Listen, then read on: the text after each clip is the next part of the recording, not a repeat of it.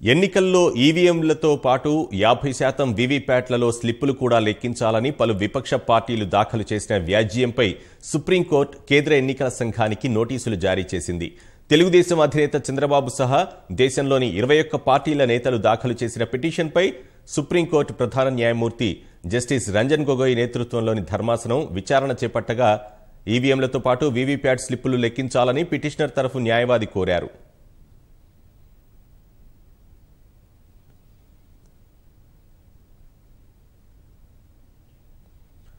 ఇదే అంశానికి సంబంధించి మరిన్ని వివరాలు మా ప్రతినిధి విద్యాసాగర్ ప్రత్యక్ష ప్రసారం ద్వారా అందిస్తారు. ఆ దేశంలోని 21 పార్టీలు దాఖలు చేసినటువంటి పిటిషన్పై ఈ రోజు సుప్రీంకోర్టులో విచారణ జరిగింది. సుప్రీంకోర్టు ప్రధాన న్యాయమూర్తి జస్టిస్ రంజన్ గొగోయ్ నేతృత్వంలోని త్రిసభ్య ధర్మాసనం ముందు ఈ పిటిషన్ విచారణకు వచ్చింది.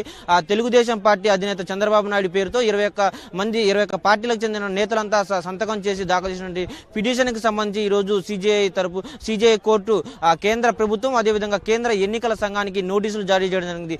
ఈ పిటిషన్ పై ఉన్నటువంటి పిటిషనర్ల అభ్యంతరాలు అదేవిధంగా వారు కోరుతున్నటువంటి అంశాల మీద కేంద్ర ఎన్నికల సంఘం అదేవిధంగా కేంద్ర ప్రభుత్వం సమాధానం ఇవ్వాలంటూ కూడా సుప్రీంకోర్టు నోటీసులు జారీ చేయడం జరిగింది.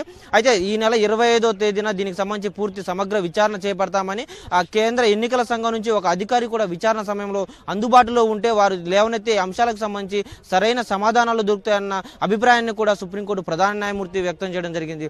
దీనికి సంబంధించి పిటిషనర్ల తరపున సీనియర్ న్యాయవాది అభిషేక్ మను సింఘ్వి దీంట్లో వాదనలు వినిపించారు. ముఖ్యంగా ఎటువంటి ఈ రోజే అడ్మిషన్ కావడంతో పిటిషన్ పై ఎలాంటి వాదనలు లేకుండా సుప్రీంకోర్టు కేంద్ర ఎన్నికల సంఘం అదేవిధంగా కేంద్ర ప్రభుత్వానికి నోటీసులు జారీ చేయడం జరిగింది.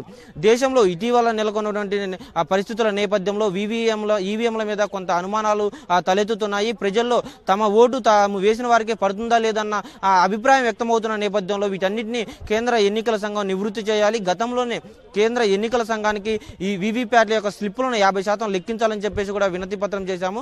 అవి అమలు చేసే విధంగా సుప్రీంకోర్టు ఆదేశాలు ఇవ్వాలని కేంద్ర ప్రభుత్వం అదేవిధంగా ఎలక్షన్ కమిషన్ కి ఆదేశాలు ఇవ్వాలంటూ కూడా పిటిషనర్లు కోర్టును ఆశ్రయించడం జరిగింది.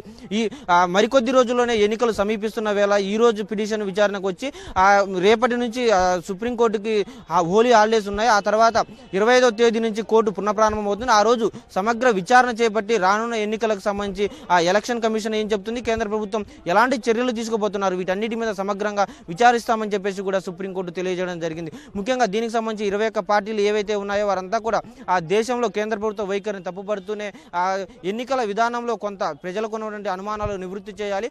ఈవీఎంల మీద ఇటీవల లండన్లో ఒక ప్రెస్ మీట్ పెట్టి ఒకతను ట్యాపింగ్ చేయొచ్చు, వాటిని దాని ద్వారా లబ్ధి చేకూరేలాగా కేంద్ర ప్రభుత్వానికి ఉన్నది కాబట్టి వాటన్నిటిని పరిగణలోకి తీసుకొని ప్రతి నియోజకవర్గంలో అసెంబ్లీ కాన్స్టిట్యున్సీ నుంచి లోక్సభ కాన్స్టిట్యున్సీ వరకు ప్రతి నియోజకవర్గంలో ఈవీఎంలతో పాటు కనీసం 50% వీవీప్యాట్ స్లిప్పులను లెక్కించాలని చెప్పేసి 21 పార్టీలు కూడా పిటిషన్ వేయడం జరిగింది. Over to studio.